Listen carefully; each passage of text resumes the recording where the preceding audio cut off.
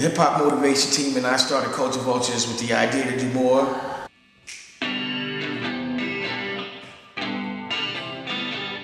Just drop down and get your ego. I can't want to call her wifey because it's not official, but we've been together for about 5-6 years.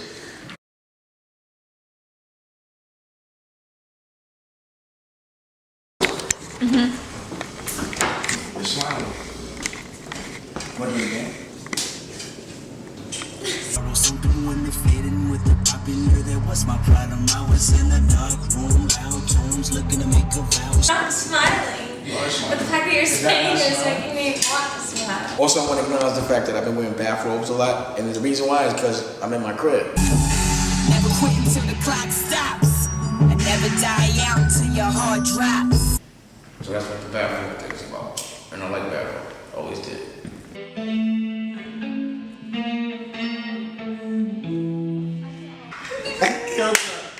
I went poopy butter on you, man.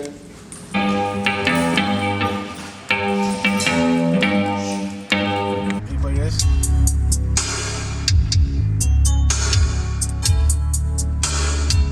I'm so sorry. You would check the Instagram.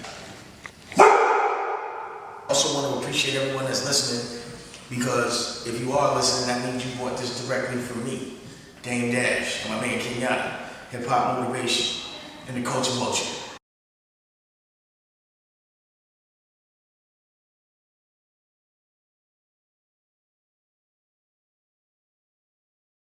Hip Hop Motivation.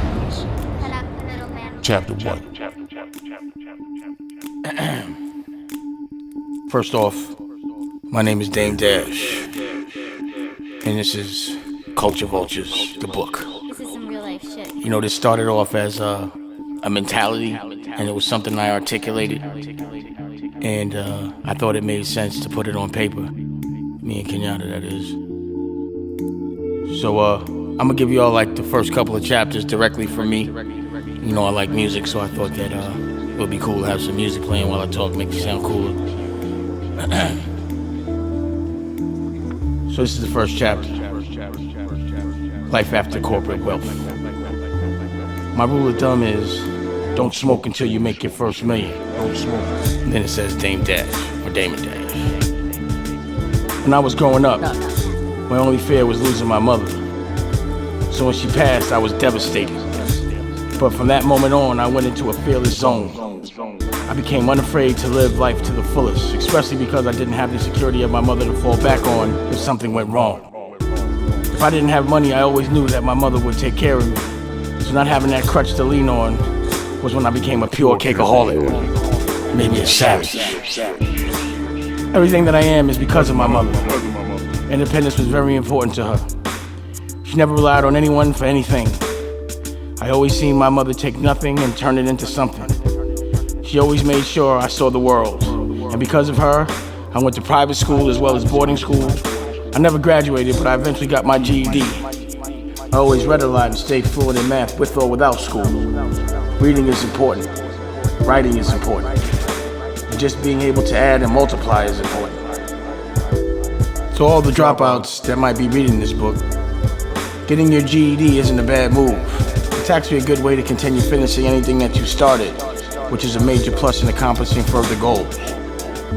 But I also didn't go to school for fashion, making movies and music. I directed movies, and I'm not gonna lie. At times, when I think about it, it's crazy for me to believe that I'm actually directing because I didn't go to film school. I'm not trying to push that education is important by saying all this, because my belief is that school plus street knowledge is the ideal way to come up. But for me, experience was always my best teacher. If you don't know what you want to do, I think it's best to go to school until you find out what it is you want to become. And when you do find out what that is, my advice is that you go out and live it.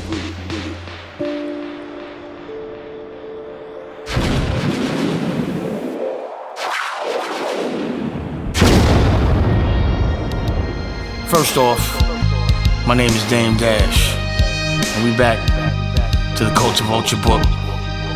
Like I said, I decided to talk to y'all direct. I decided to keep it at 3 minutes apiece so it felt like a record, you know, maybe give you a different experience while I'm reading. So I'm gonna just pick it up where I left off. To me, none of this was brain surgery. I'm from 142nd Street in Lenox. I've been getting money for my whole life, which is what made me confident in business. When I was 15, I had rope chains, a Maxima, which is a car for all those that don't know. I have an air of arrogance because I've accomplished things on the street level as well as on the business level that most people couldn't. It's not that they can't.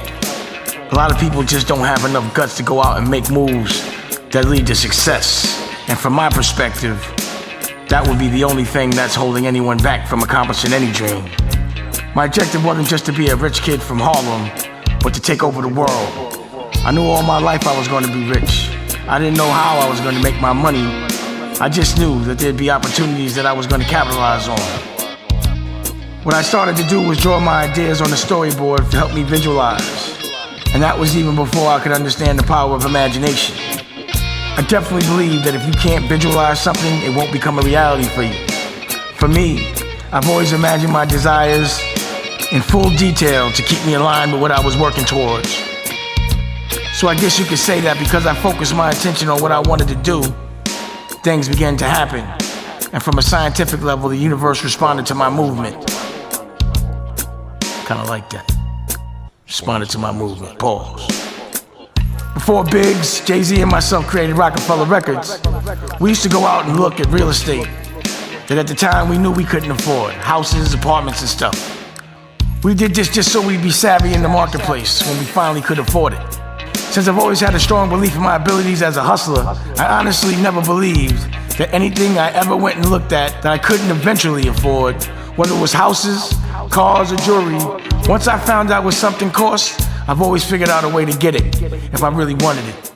I'm a firm believer in calculated movement, so I never make moves without first doing my homework, which is research.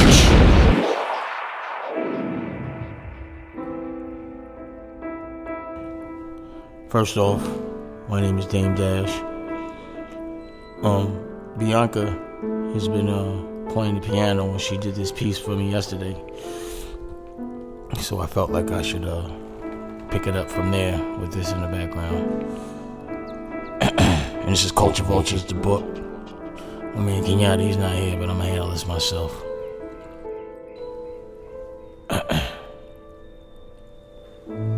Research can stop you from becoming overwhelmed, which usually leads to giving up. This rule applies to everything. Research helps you measure what it'll take to make things happen.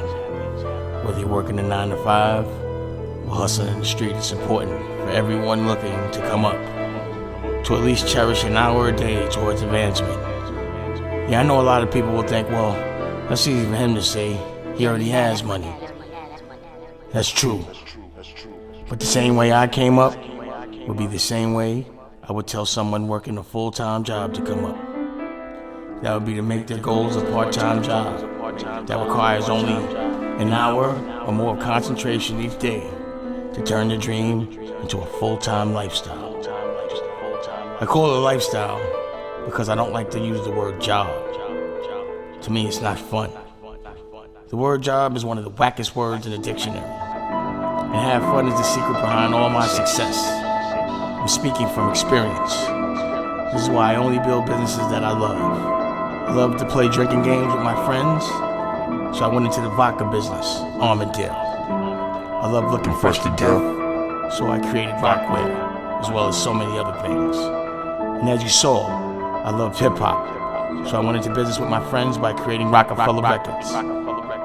The excitement of the journey is what I'm into. It's the reason I've always found my way back to success, because I stay on the path of what I love to do. What I did before, I can't do now. That's an old business model. When I launched Roc-A-Fella Records, I was in my 20s. Now I'm in my 40s. I'm a totally different person now. When I was in my 20s, I wanted everyone to know I was rich. I was insecure. At this point in my life, I'm comfortable with being behind the scenes. And I'm all cash and carry, no credit. People always ask me what happened between me and Jay, as if there was some sort of beef that broke us apart. Before, I would never answer the question to add interest to intrigue. But now it's time to come clean. All we did was create a company together. We sold it. He went corporate, and I decided to stay independent. There was no beef. Pause. I'm proud of Jay-Z's success, as well as Kanye's success. Inside, I feel like I had something to do with their success. I don't have anything but positive things to say, because what Jay wanted to become, he became. And what Kanye wanted to become, he became. I have a love for doing business and seeing my old friends successful. It's a piece of my enthusiasm. I never wanted a boss. And if I did have a boss, they would have to pay me like I was a boss. And that would never happen. So I had to create an opportunity for myself that would allow me to control my environment. And that's why I chose independence. Being a successful independent businessman, I'm usually asked how I turned Roc-A-Fella into a success. My response is that I made it a brand that stood for something. We were known for aspirational living, getting money, and having the best. Being that the brand defines the company, the minute that one of those standards are compromised, Roc-A-Fella Records went down. Because if you sell something to the consumer, it has to be real. If you're known for being a nerd, and the consumer buys into it, the minute you're not a nerd, they may stop checking for you. If you're known for being thorough, the minute you're not thorough, the consumer may turn their back on you, because the psychology of the consumer is to buy into the brand's consistency. Just think about it for yourself. The company is as good as the people you surround yourself with.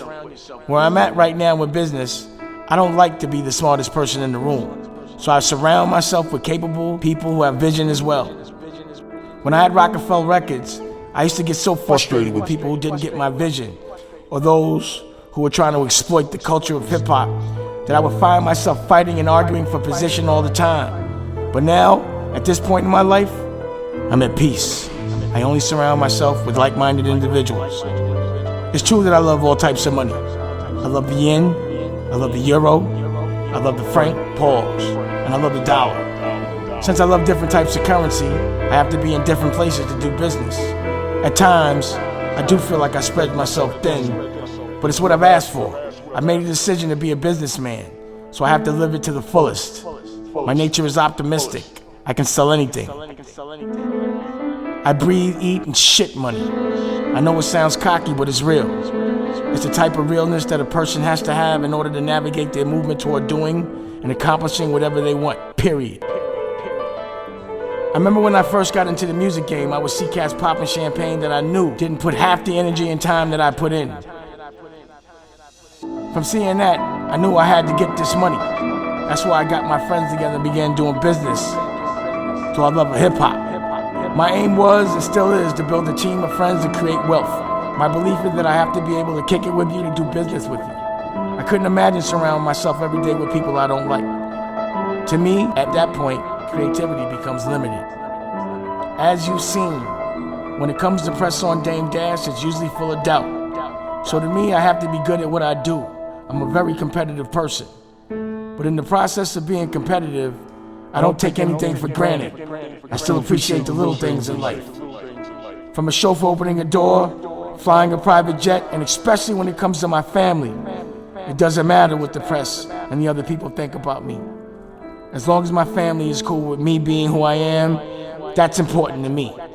As long as I'm breathing, I'll always be independent and hungry for more, which is why I'm still making moves today. I can't stop. What else can I say? I'm addicted to business. I love getting money. Chapter 1. Peace.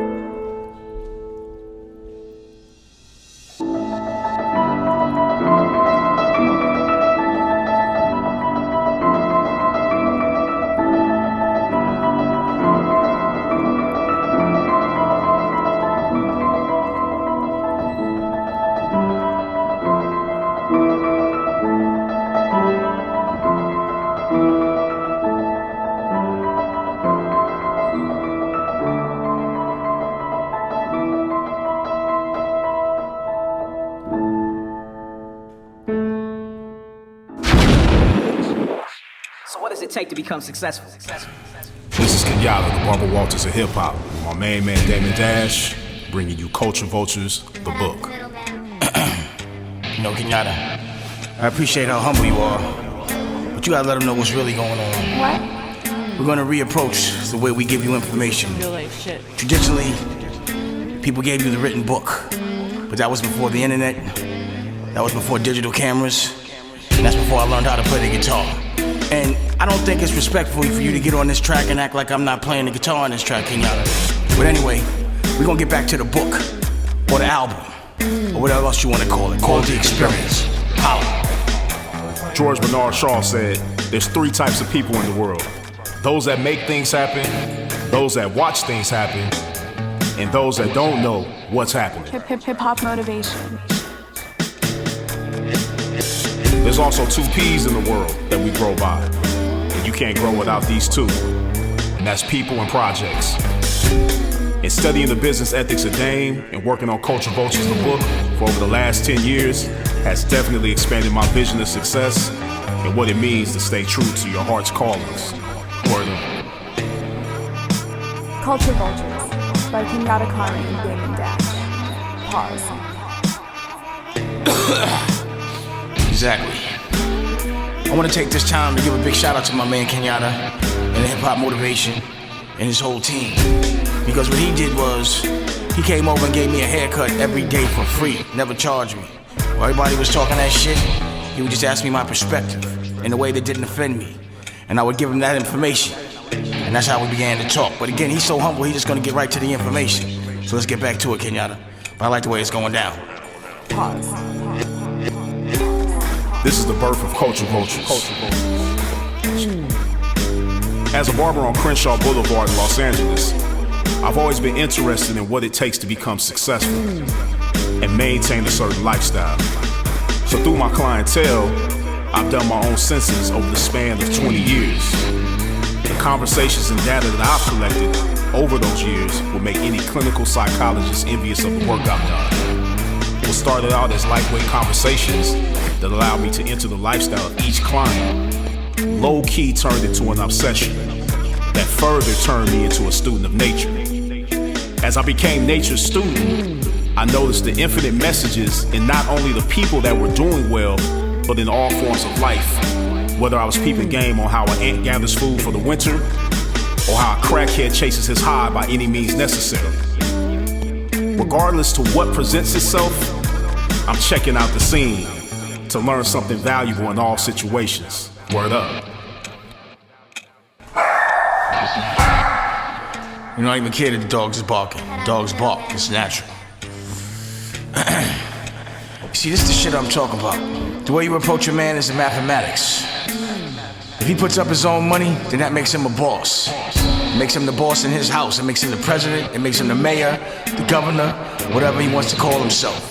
And that's the mutual understanding me and Kenyatta have always had, which is always why we can always have an equal conversation. So what does it take to become successful? What's interesting is that one question always had different answers. But the majority ruled that success had everything to do with what side of the financial ladder a person was on. For instance, when I asked my homeboy Tone, who's a successful street pharmacist, he said, on the real, my success comes from how hard I grind every day. And most of all, never tricking my paper on bullshit. Then when I asked my folks Dr. D, who happens to be a medical doctor with his own successful herbal supplement company on the side, he said, my secret to success has everything to do with how many people I help. Helping people is the one and only answer that defines true success. I agree. And I must say, I agree too. You see, this is what I'm saying. Bosses tend to think alike. When a man puts up his own money, that makes him the boss of his house. You see, my man Kenyatta has a barbershop. He's an entrepreneur. And when he used to do me the service of coming to my house and cutting my hair for dough, we used to talk. And I found his approach was similar to mine. And then as we started to become friends, he stopped charging me. I found that interesting. That's the phone ringing and I don't mind. I'm in my house. And then what he did was he started to ask me, look, how can I make money off my experience? And then I used to give him the advice and I used to tell him the things that I had done and He started to apply it his way. He wrote a book. He didn't just talk about it, he was about it. He completed it. It's not his first pony, pause. He has other things. The Secret to Ballin, he made a movie. He got a barbershop. He even made some bunk. What was that thing you had, man? That bunk cream. He actually what inspired me to do this book. People have been telling me to do a book for years. He just did one and I just jumped in. And I appreciate that. And you know I could talk for days. We're gonna get paid for it. And we can sound cool, just having casual conversation, because this is the way we talk. See, I don't talk to stupid motherfuckers. I don't talk to dudes that don't have anything to say. I'm not a chatty guy, because a guy's not chatty, that's for women. You know, I keep chatty guys away from me. I call them chatty pie.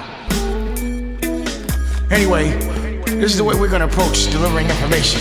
Whether you call it a record, whether you call it a book, audio, whatever. I'm just gonna have fun while I do it. And it's just gonna be natural, we're gonna just kick it. And it's gonna be the first of many. And let's see how it goes, man, fuck it. Let's just start. Hip-hop motivation.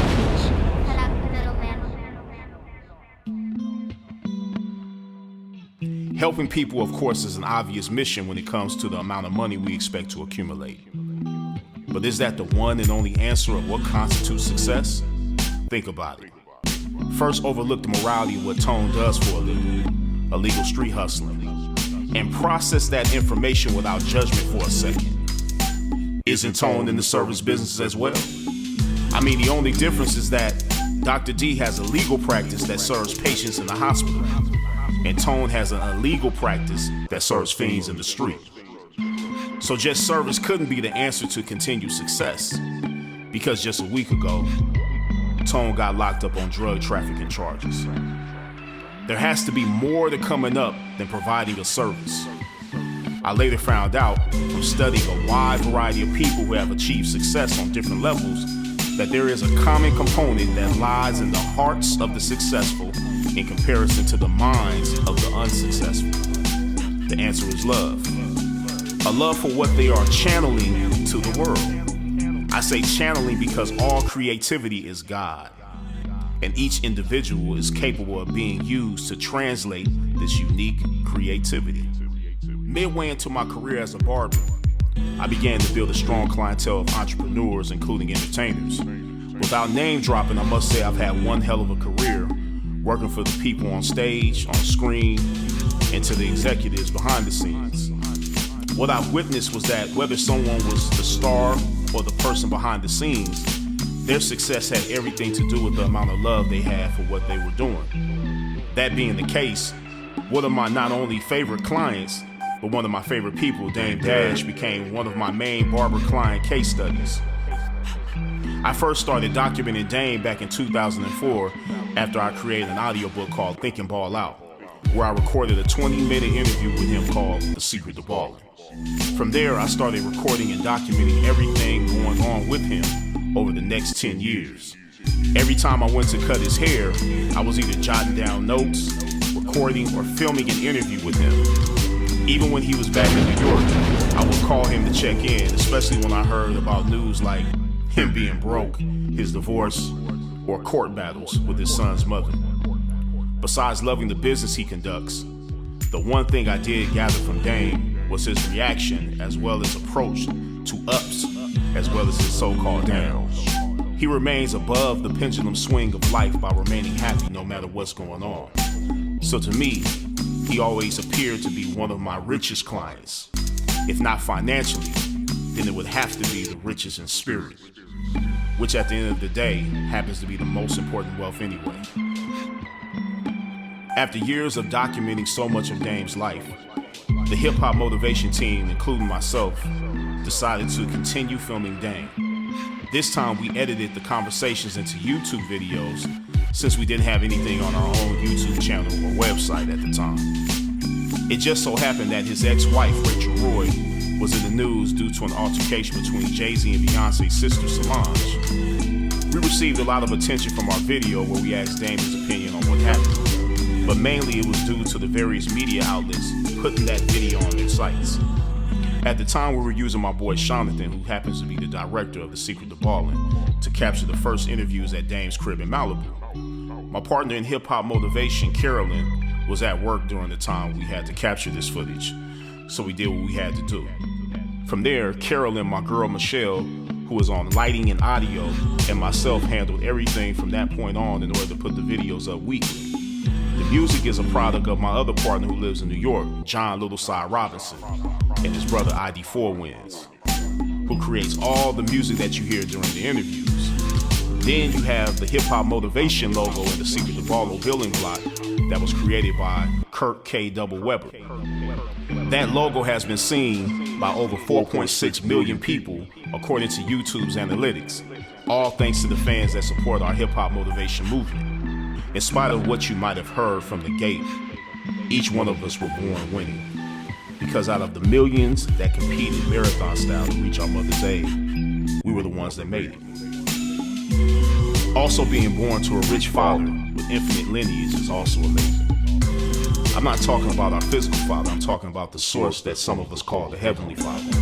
Don't sleep. We're the direct spiritual descendants of the richest and most abundant force in the universe, making it our birthright as vessels of the Most High to know if we seek and to teach when we speak. This is why Hip Hop Motivation as a whole is a vessel that will continue to channel forth information that can possibly wake up what is already within all of us. Even if you don't agree, it will at least open the door for a polarity of dialogue.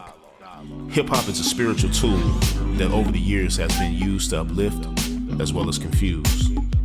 It's a culture that has circulated love and sometimes hate. But my love for the culture is the spark that started the blaze within my heart to help shed light to a culture that by design was left to stay in the dark. So from the Hip Hop Motivation team and myself, we appreciate your purchase of this book and your continued support. God bless. Peace. You are now tuned in to Hip Hop Motivation.